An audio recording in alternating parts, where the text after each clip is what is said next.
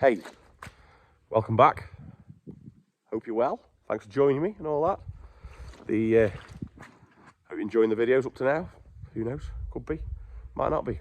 But hey, you're still here. It's good on you. So let's cut to the chase. This week will be what's been happening. Not a lot, really. To be fair, it's sort of, we're doing so much. We've got, like I say, we're martyring through jobs. Not much more to do now. It's getting up to Christmas, isn't it? It's been wet still, as you can tell by here. Just horrendously wet. At some point it will come dry. Can't rain forever, can it? But now, so this week's video is going to be a mashup between, hold on, let me just turn my high-tech water system off. It's going to be a mashup between, go that way, it's bad, makes me a little pale, between an old classifying video that I did like 3 weeks, a month ago, something like that. I did it the week before we TB tested, anyway, and then like I just put a bit of today's work in there, just so it's not all standing looking at cows going round. Hopefully, these things, I'll say hopefully they will, like not. It's next week's Christmas week, so they won't go then. It'll be the week after, probably the first week in the new year, first Friday of January. These will all go, and then there'll be six more from in the yard. Will come up here, and then there'll be so many more at the wedding shed. Will come from the wedding shed into the yard, like, and start the process. Because we've been shut down TV, you sort of, with them ones having it, we're going to be like 60 days test, then another day, so we're going to have to have two tests anyway, so two tests anyway, and then do that, and then once we've done that, so like we'll be 120 days from now, so we'll be into April, won't we? So like the things at the wedding shed there behind, I mean, they can be nearly ready, can't they, hopefully, and if we go clear, then they can be gone to stores. There's only a couple, there's only perhaps probably 5 or 6 of them that won't just grow in that bit, growing that touch like, and then they wouldn't be so bad. As you can tell, I'm laid up for Christmas, ideal. But no, so that's that. First job of the morning. Look at them, there they are, behind there. This here, let's talk about this. This is a mixture, stuff at the back. That's like last year's silage, 22 silage.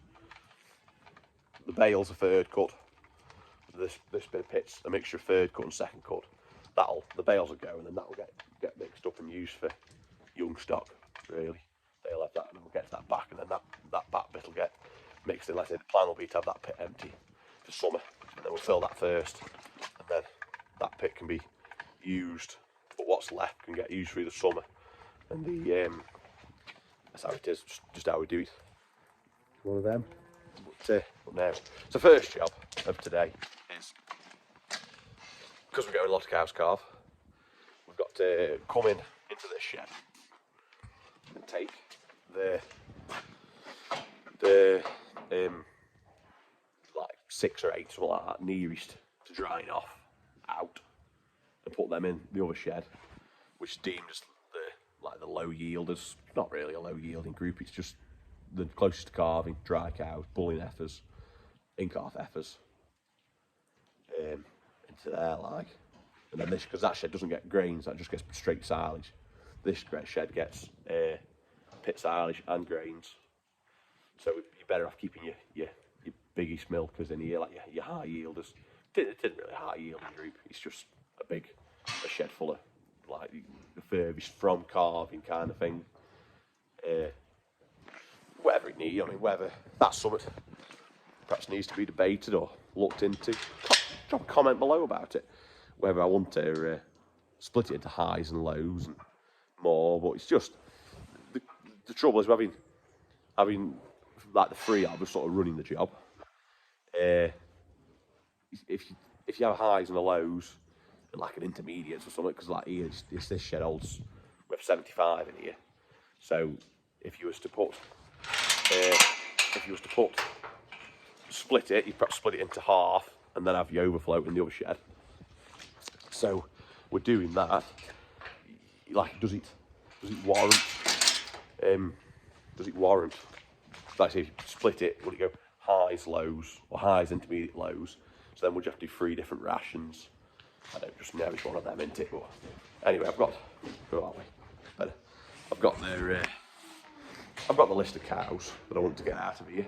So we'll go look route for them, and then we'll get them out and put them across. I'll see you in a second.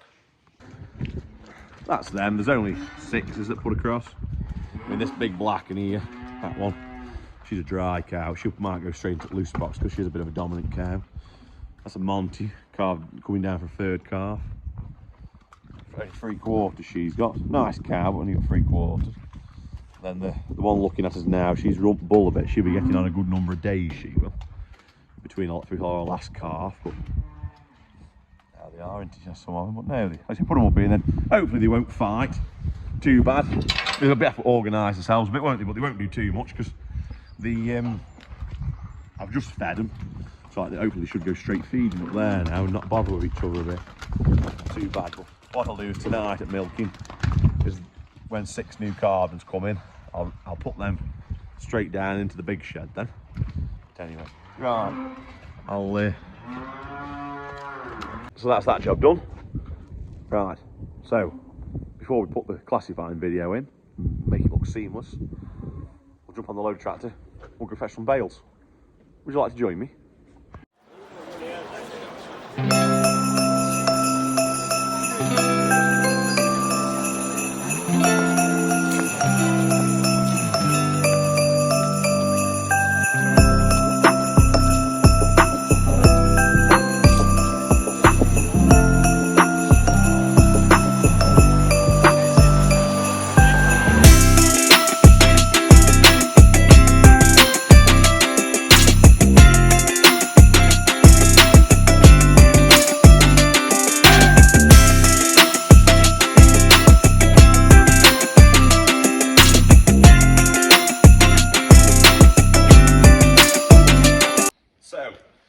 What we're doing is I'm getting all my heifers and 3rd calves out, putting them in collecting yard, and then what we'll do is when classifying mine comes, walk up and down in here, you see, and he'll judge them.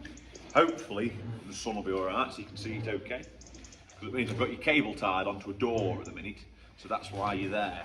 But we'll see, we'll go from there, hey.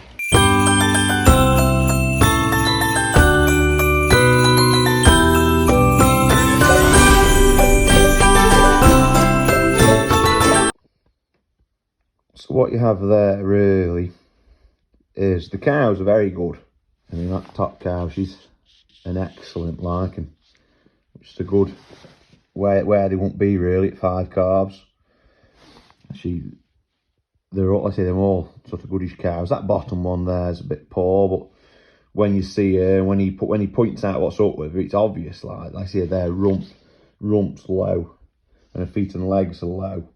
And it is obvious when you see her in the shed that like a tail end sort of curves up a bit, which isn't obviously what you want, is it? After what they say, when the arse end tilts up more, it's a sign that they'll less likely getting more chance of being dirty inside, so they're less likely getting calf. But then the heifers breeding, that is sort of average, not the best. We've had better readings, we've had worse readings, like these bottom 2 here, a set of twins, and I'll probably take a photo of them in a minute for you and show you. And they are poor now. I see that bottom one at 64. It'd be amazing that she's even got 64 because she's a poor cow on that. You see, it says dairy character's good on her, and like a twin's not very good. But then, like, she's an old heifer, and he wasn't a fan of her at all, but like she is a poor, very wooden, I'd call it.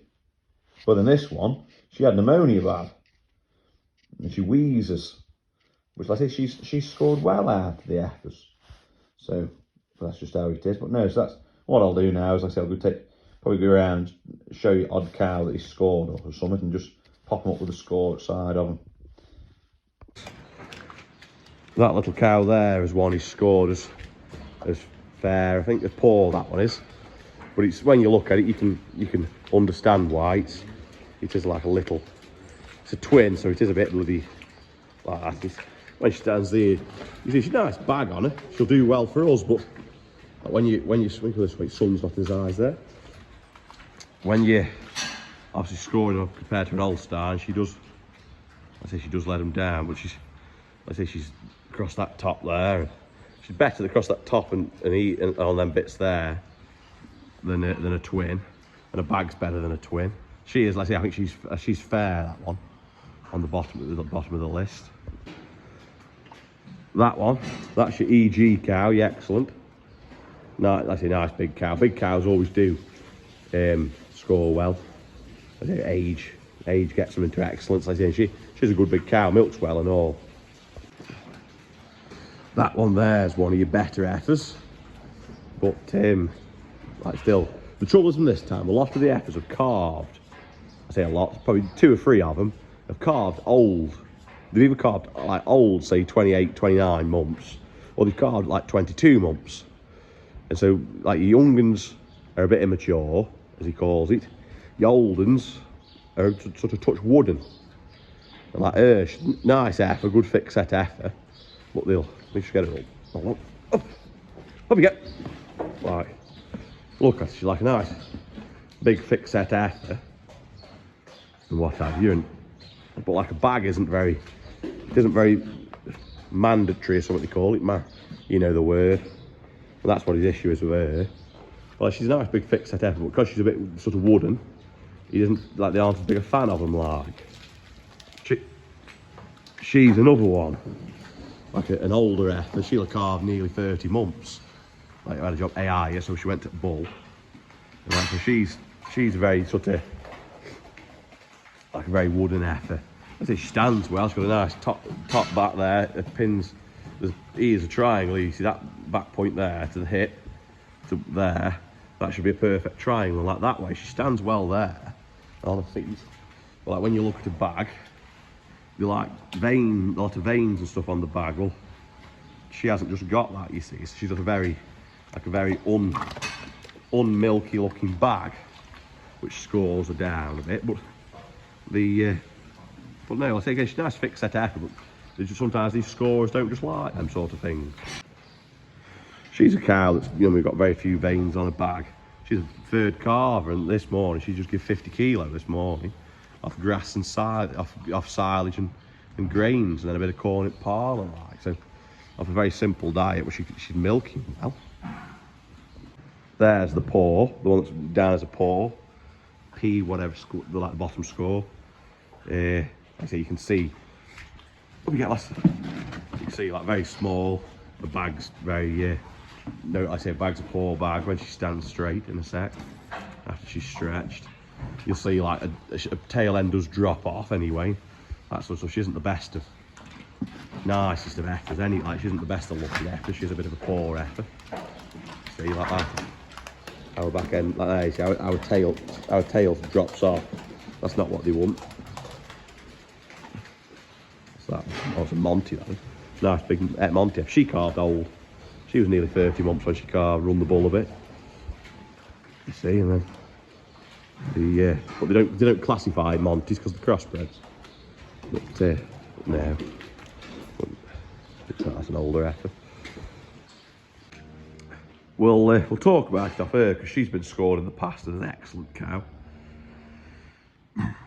See what they talk about is when they say rump is obviously your back there, and they want to triangle from there to there to about there, and that it should be level like that, the top really. If anything, slightly up, but not because some like that. Some will get right up, or some will slope down. That's not what you want. You want it level. Like that. And then they say about like your dairy character is obviously on its bag and how its bag is, and the placement of the teats. That's one. Like they want them sort of 2 and a 2. They don't want them like that or like that or that. They want them straight. They don't want them up, tilted back, tilted forward. That's another thing that scores it down. Like You see if she moves, well, if anything, when you see her back, there's like, I don't know if you can see them better from which angle. You under there and see there front ones. See your backwards. Right there, you can just make a backwards out from there.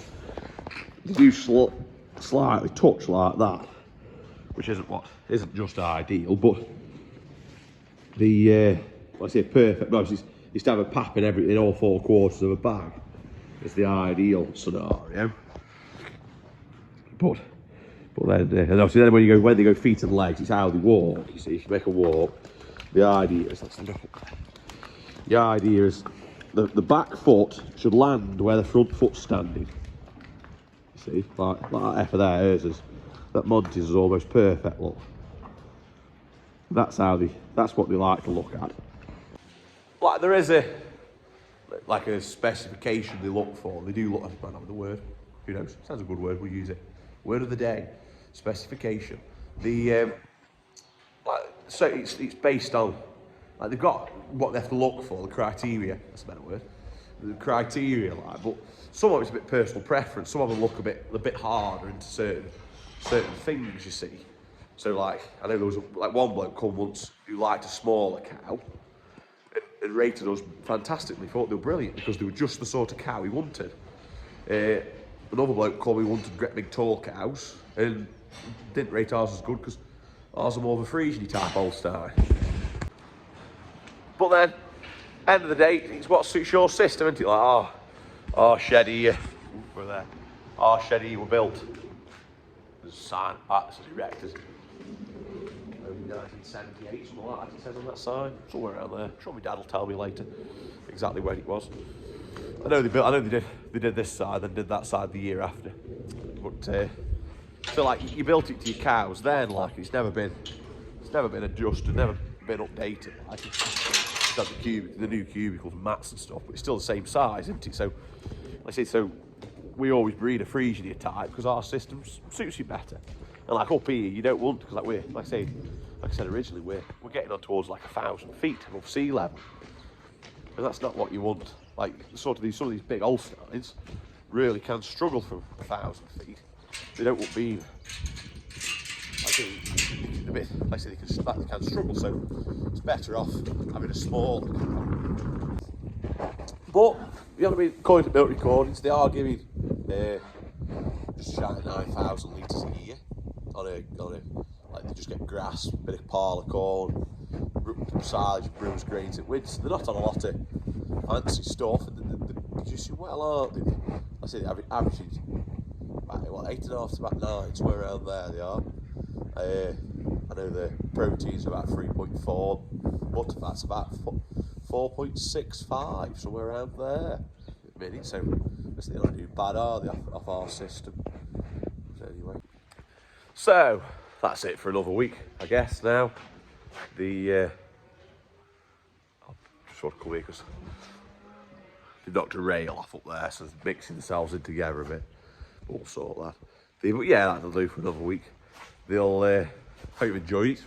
Hope you've actually show you that there. Oop, there. That's might be the whole crop. Didn't very good, as you can see. It's a bit stalky. I've got to put a bit more there. I've got to put blades in the feeder wagon. I've got blades to do it. I've got them in the shed, like it's just a case of finding a dry day to do them. And then I will mix these and bale, like bales whole crop together, and they can have it dumped out like that. But like this is, that's nice stuff. That's a bit of hail, that's a bit of hailage stuff. That is from wet the field through the whole crop, like. But anyway, it's irrelevant. Yeah, but yeah, so hope you've enjoyed it. Hope you've took it in a bit. If not, okay, fair enough. So yeah, don't forget to give it a like. Look, subscribe. I do the wrong motion for ring the bell because apparently when I do this doorbell, I use a doorbell. So ring the bell. Yeah, have a good Christmas. And next week's video will be perhaps one of two things. Perhaps like just show you a bit of Christmas Day and how you do jobs, or it could be a tour. I haven't decided yet. We'll do something, sort something for that. But anyway, yeah, so I hope Merry Christmas, have a good one, and remember to keep it real, don't drink too much. I shall see you next Saturday at 6. Ciao.